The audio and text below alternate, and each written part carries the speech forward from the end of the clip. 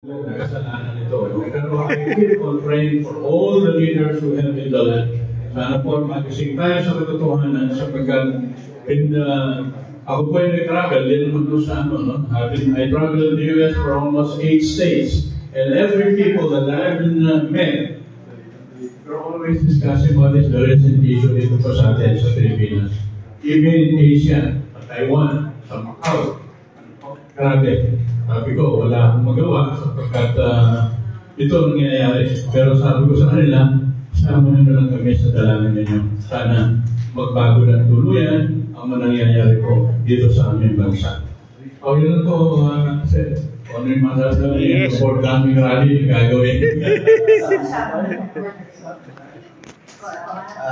Last Thursday, I was with retired general. I was with Bishop Tendero of PCEC, and I was with former Congressman Eric Tanyana. We had a kapihan forum, and we talked about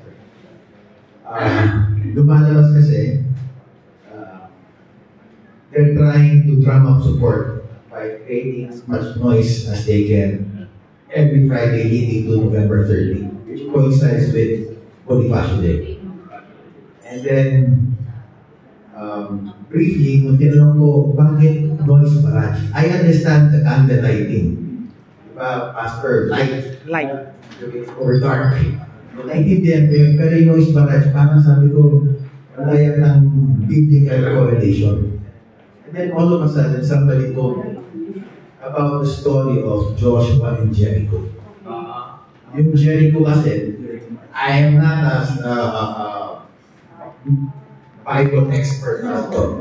But what I know, yung Jericho was supposed to be a formidable city na hindi kakayanin by God's chosen people yung sa Jericho. Pero ano ginawa? They were asked to go around 6 times and then 7 times. Mag-ingay. Merong trumpet ata, sigaw, drums, I can't remember. And then I looked at how many days naman yung Fridays leading to November 30. Hindi 7, naging 8 Kasi nasobrahan pa because maybe that will start kasi on the 7th day, they did not have to fight. The walls of Jericho just fell down. So maybe, sabi nga, God is doing something because He is allowing all of these things to happen. Maybe on November 30, an amazing God will just surprise us. There will be some kind of siguro instant sign na ito na talaga ang ating pagkakataon magbabago. Who knows? That's why sabi ni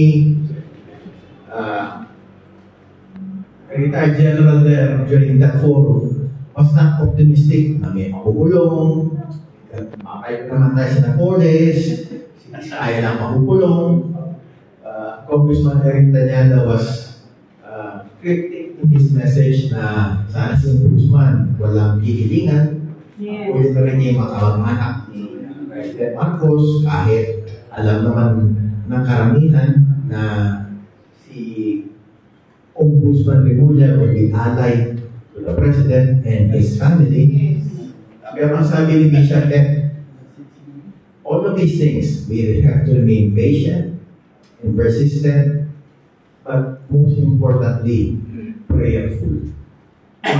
Panawagan niya na sana ito, mga noise barrage, candle lighting, and sasamahan ng prayers. Because sabi nga sir ng mga sa People Power 1986, hindi mag-succeed yun without that call, without that presence of our Almighty God. Yan na po sir.